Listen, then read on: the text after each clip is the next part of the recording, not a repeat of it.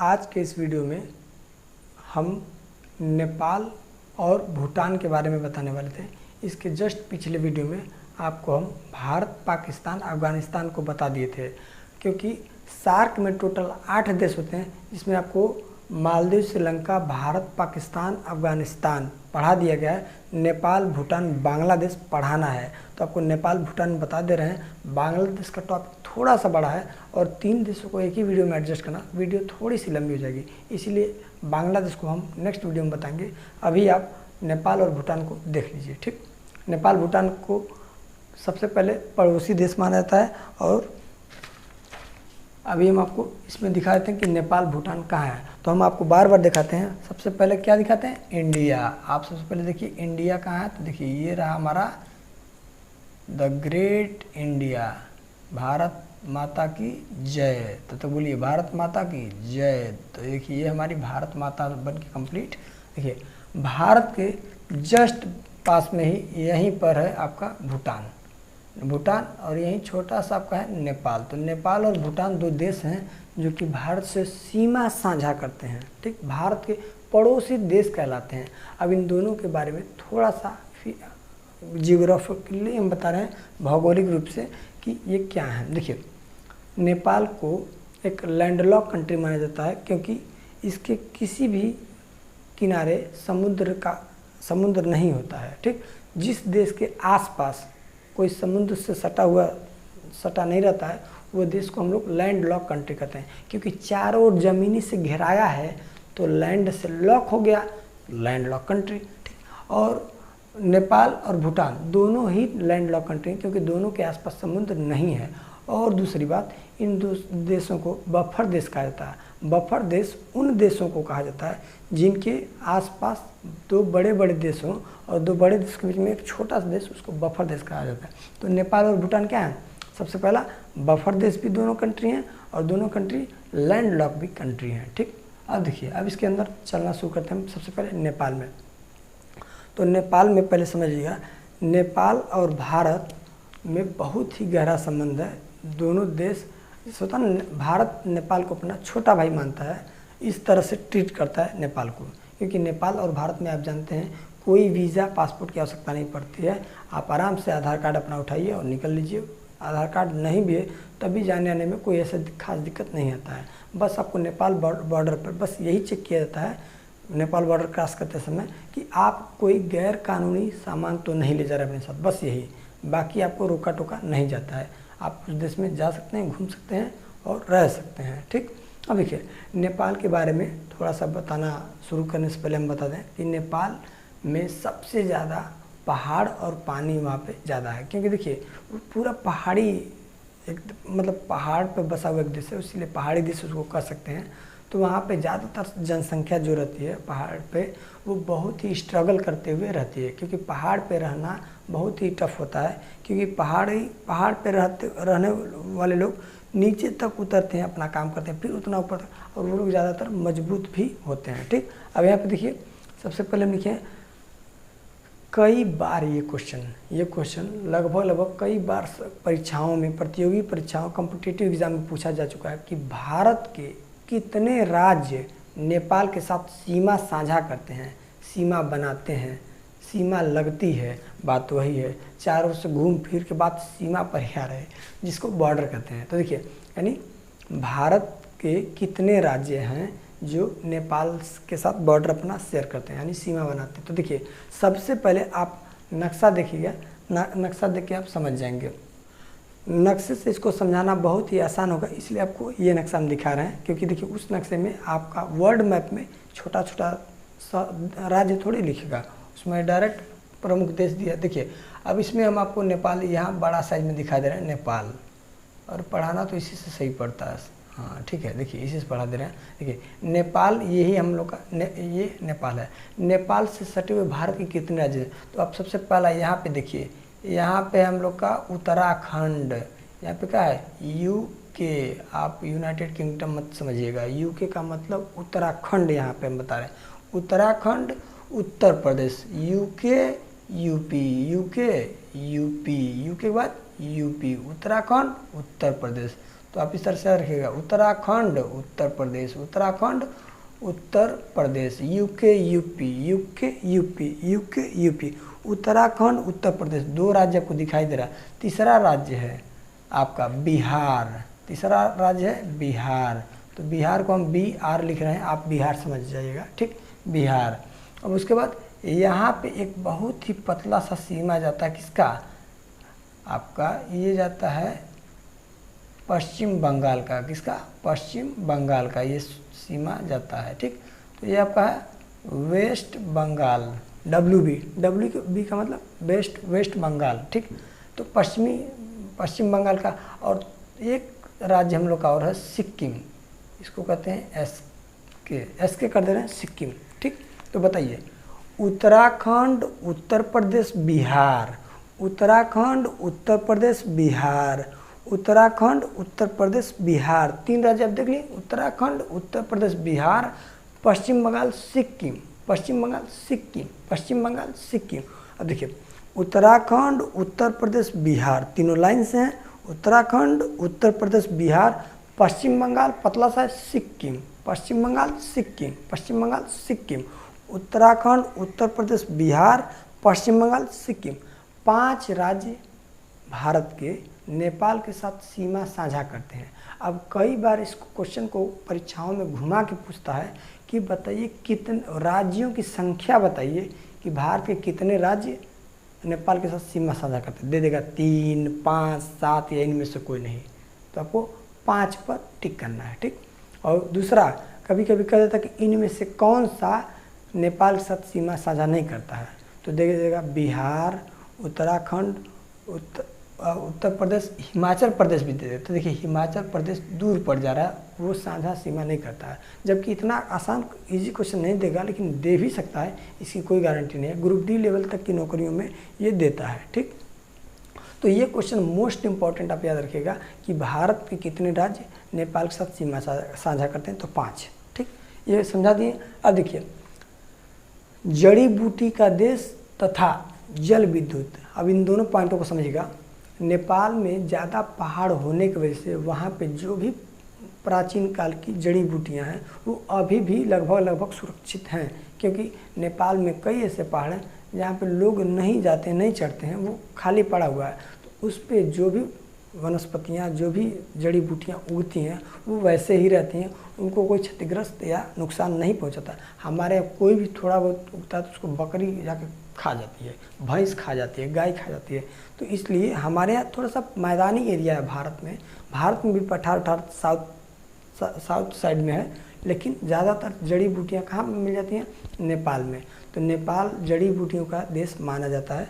और वहाँ पे जल विद्युत जो बात की हैं, जल विद्युत, तो देखिए नेपाल में कई नदियाँ हैं, और नेपाल की नदियों से जब जैसे होता ना कि जब नदियाँ प्रेशर से आती हैं तो उनका पानी थोड़ा सा रोक के और उस पानी को अचानक से इस पर टरबाइन इंजन पे गिराया जाता है। तो टरबाइन इंजन नाचता है, और नाचने से ही बिजली यानी करंट पैदा होता है। इसी को जल विद्युत कहते हैं, यानी जल से विद्युत का निर्माण करना ही जल विद्युत कहलाता है। पानी से, वहाँ के पानी से ही टरबाइन इंजन को नचा दिया जाता है। पानी आराम से जाके खुद के झरना टाइप में गिरता है डैम के पास से, और वो नाच जाता है। और जो नाचता है टरबाइन इंजन राउंड गति करता है, तुरंत उसमें से बिजली बन जाती है। तो नेपाल में लगभग ज़्यादा जगह पे जल विद्युत के लिए फेमस है नेपाल, ठीक। अब देखिए, यहाँ पर 88% हिंदू रहते हैं। हिंदू कहने का कोई ऐसा तात्पर्य नहीं है कि बाकी उसमें धर्म नहीं, जैसे मतलब मैक्सिमम हम अधिकता बता रहे हैं कि वहाँ पे ज़्यादातर हिंदू रहते हैं। लेकिन क्या नाम है, इसका कोई आप अन्यथा मत लीजिएगा। देखिए, काठमांडू नेपाल की राजधानी है, जो कि मध्य हिमालय में स्थित है। हिमालय के बारे में जब भूगोल आपको पढ़ाया जाएगा, जियोग्राफी, तो उसमें बताया जाएगा हिमालय का कई पार्ट है। जैसे पूरा हिमालय आप खड़े हिमालय कह देंगे, आप पूछेंगे हम हिमालय पर कहीं खो गए हैं, तो आप बताएंगे ना कि आप हिमालय कितना ऊपर चढ़े हैं। मध्य हिमालय में हैं, ट्रांस हिमालय में हैं, या अभी बृहद हिमालय में हैं, या अभी शिवालिक हिमालय में। तो हिमालय की कई कैटेगरियाँ, जैसे शिवालिक हिमालय, बृहद हिमालय, ट्रांस हिमालय, मध्य हिमालय। तो आपका जो काठमांडू राजधानी है नेपाल का, वो मध्य हिमालय में स्थित है। अब आप समझिएगा, जो हम लोग ये धाम करने जाते हैं, केदारनाथ धाम, बद्रीनाथ, गंगोत्री, यमुनोत्री, ये सारे धाम जो भी देवता के लगभग स्थल या देखे जाते हैं वो सभी अभी शिवालिक हिमालय में ही बसे हुए हैं। जैसे केदारनाथ धाम, बद्रीनाथ धाम, ये लोग शिवालिक हिमालय में हैं। यानी शिवालिक हिमालय अभी हिमालय की शुरुआती स्टेज होता है, उसके आगे आपको ट्रांस हिमालय, बृहद हिमालय, मध्य हिमालय, ये सब मिलता है। ठीक, तो जो राजधानी है काठमांडू कहाँ पे है? मध्य हिमालय में स्थित है। अब देखिए जनकपुर, आप नाम सुने होंगे कि भगवान राम का जो विवाह हुआ था वो स्वयंवर से कहाँ पे हुआ था? जनकपुर गए थे अपने भाई और गुरु वशिष्ठ जी के साथ। तो ये लोग गए थे तो वहाँ पे उनका शादी हुआ जनकपुर में। तो आज भी नेपाल के जनकपुर से एक ट्रेन आती है भारत के जयनगर शहर के लिए, और नेपाल के लोग आज भी बड़े आदर सत्कार से मतलब भगवान राम को मानते हैं और माता सीता को भी पूजते रहते हैं, मतलब पूजा उनकी करते रहते हैं। भगवान राम को यहाँ तक कि वो लोग गाली तक देते हैं, और गाली इस संदर्भ में कि गंदा गाली इस संदर्भ में दिया जाता है। जैसे हमारे भारत का एक थोड़ा सा कल्चर है कि यहाँ दामाद को थोड़ा सा मतलब गाली, मजाकिया गाली दिया जाता है। इसी तरह से भगवान राम को नेपाल के लोग मजाकिया गाली देते हैं, क्योंकि मतलब जैसे राम के हिसाब से वो लोग साले लगेंगे, तो सार चाहे भगवान सार को गरियाँ या सार हल्का फुल्का भगवान को, कोई उससे दिक्कत नहीं है।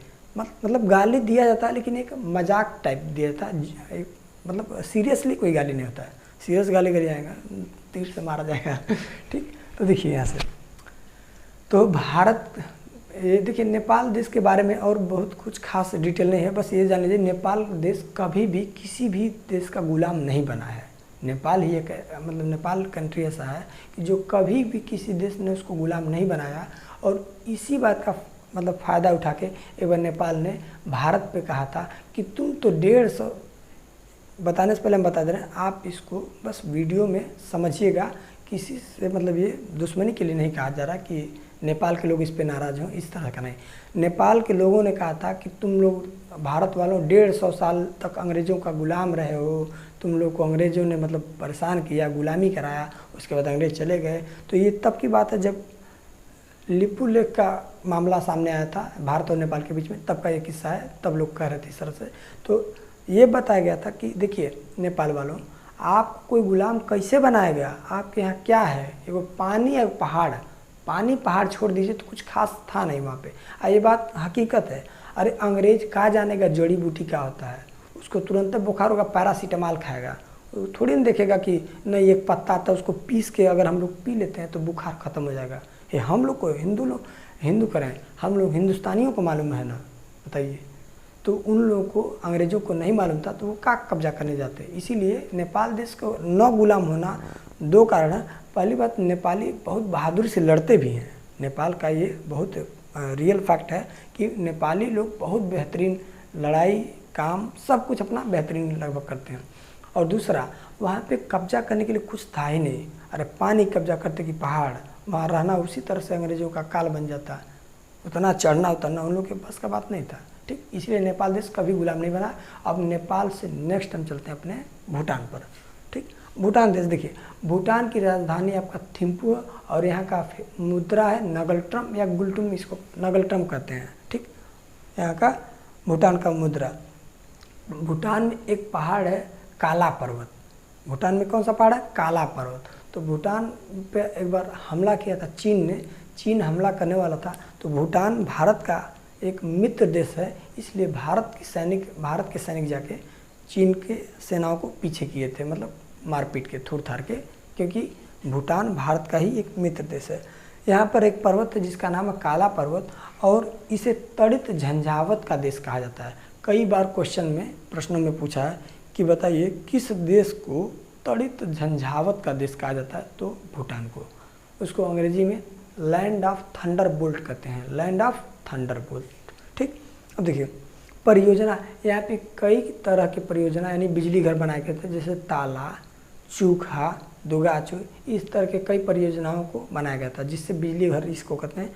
और यहाँ का जो मुद्रा आपको बताई दी तो नगलट्रम। भूटान देश के पास में देखिए, जो आपको हम सिक्किम बताएं, सिक्किम भी बहुत छोटा सा एक देश था, लेकिन वो चाइना से डर के आके भारत में मिल गया। यानी ये पहले एक स्वतंत्र देश था अपना सिक्किम अपने आप में ही एक स्वतंत्र देश था। लेकिन सिक्किम जब देखा कि इसके ऊपर छोटा सा एक एरिया पूरा तिब्बत का है, तिब्बत के लोगों को चाइना ने पकड़ के इतना न मार दिया कि 4 लोगों का परिवार था ना, तो एक लोग को इधर भेज दिया, एक लोग को उधर उठा भेज दिया, चारों छितरा दिया। काहे ऐसा किया कि अगर तिब्बत के लोगों को एक तो मार पीट के भी अगर एक लगे छोड़ देंगे तो आपस में एक संगठन बना के ये कुल आज़ादी मांगेंगे और चाइना पे दिक्कत आएगा। तो चाइना ने क्या किया, तिब्बत के लोगों को मार पीट के और एक ही परिवार के 4 सदस्य तो 4 को 4 जगह छितरा दिया। अब मांगो आज़ादी, डरन बोलबा नहीं लोग करेंगे।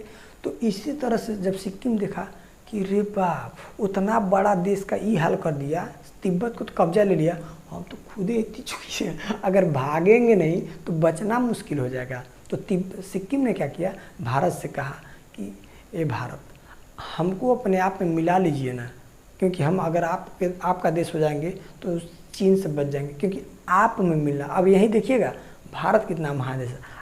भारत में वो बोला कि भारत में मिलना हमको पसंद है, लेकिन हम कभी चीन के कब्जे में नहीं आना चाहते हैं। तो भारत ने कहा कि कोई दिक्कत नहीं, आप भारत में आके मिल सकते हैं, आपको किसी भी तरह का कोई परेशानी नहीं होगा। और तब सिक्किम बोला कि क्या आप भी चाइना की तरह ऐसा तो नहीं करेंगे कि हमारे 4 आदमी का परिवार है, एक को भेज देंगे केरला, एक को भेजेंगे लद्दाख, एक को गुजरात, एक को अरुणाचल प्रदेश। तो बोले नहीं, ऐसा नहीं किया जाएगा। अगर आपको विश्वास नहीं हो रहा है तो एक ट्रायल के रूप में मिल के देखिए। ट्रायल मतलब एक बार ट्राई कर लीजिए, आपको अभी परमानेंट नहीं किया जाएगा। आपको पसंद आएगा तो आप मिल के रहिएगा, नहीं आएगा तो निकल जाइएगा। तो इस तरह से जब भारत में मिल के सिक्किम रहने लगा तो भारत के सारा जो नागरिकता का अधिकार है, जो भी अधिकार है, सभी अधिकार सिक्किम को भी दिया गया। तो सिक्किम परमानेंट जब खुश मतलब होके 16 मई 1975 को भारत में आके परमानेंटली सिक्किम मिल गया। तब से सिक्किम भी हमारा राज्य हो गया। ठीक, तो भूटान और ये नेपाल के बारे में आपको समझा दिए हैं। अब इसको आप अगर नक्शा है, नक्शे का बुक है, नक्शे के बुक में आप देख सकते हैं और उसको हाइलाइटर से हाईलाइट कर सकते हैं कि ये चीज़ आप थोड़ा सा पढ़ चुके हैं। ठीक, इसके आगे नेक्स्ट वीडियो में आपको बताएंगे बांग्लादेश के बारे में। तब तक के लिए जय हिंद, जय भारत।